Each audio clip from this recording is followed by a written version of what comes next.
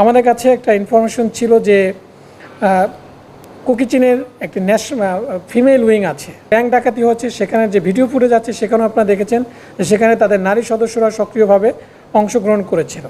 তাদের নারী সদস্যের সংখ্যাও অনেক, প্রায় 50 জনের মতো নারী সদস্যের সংখ্যা তাদের রয়েছে। সে লক্ষ্যে আমরা কাজ করতে গিয়ে আমরা আকিম বম নামের একজনকে পাই, আমাদের সন্ধান পাই।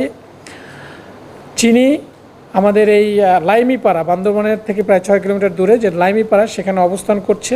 সেই তথ্যের ভিত্তিতে গতকাল রাতে, আজকে মূলত গতকাল 3টা থেকে আমাদের একটা অভিযান শুরু হয়। সেই অভিযানের প্রেক্ষাপটে আমরা আজকে 6টার সময় লাইমিপাড়া থেকে আকিম বম নামে একজন কুকিচিনের সক্রিয় সদস্য, যিনি দেশে এবং বিদেশে প্রশিক্ষণপ্রাপ্ত, আমাদের কাছে যে প্রাথমিক জিজ্ঞাসাবাদে যেটা জানতে পেরেছি তিনি মিজোরামে থেকে প্রশিক্ষণপ্রাপ্ত এবং তিনি বান্দরবনের গহীন পাহাড় থেকেও সে প্রশিক্ষণ নিয়েছে। তিনি মূলত কালনা নামক একটি স্কুলে পড়াশোনা করত, যেটা কেওক্রাডাঙ্গের একটা স্কুল, যে স্কুলে তার বাবাও শিক্ষকতা করত। সেখানে অধ্যয়নরত অবস্থায় সেখানে মাইকেল নামে একটা ছেলের সাথে তার পরিচয় হয় এবং সম্পর্ক গড়ে ওঠে, যেটা প্রেমের সম্পর্ক আমরা বলতে পারি।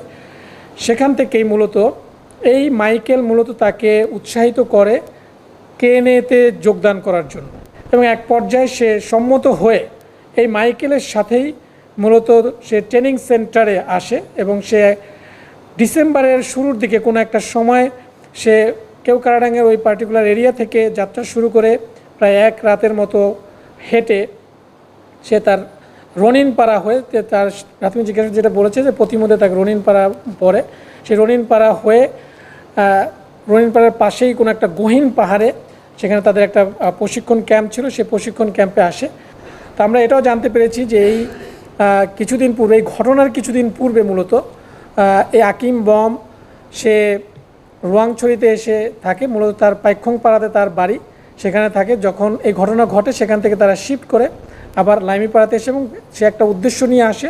তার মেইন উদ্দেশ্য ছিল তাকে যে টাস্কিংটা দেওয়া হয় সেটা হচ্ছে যে নতুন রিক্রুটিংয়ের জন্য নতুন নারী সদস্য সংগ্রহ করাই ছিল মূলত তার কাজ। সে উদ্দেশ্যেই তিনি এই লাইমিপাড়াতে আসে।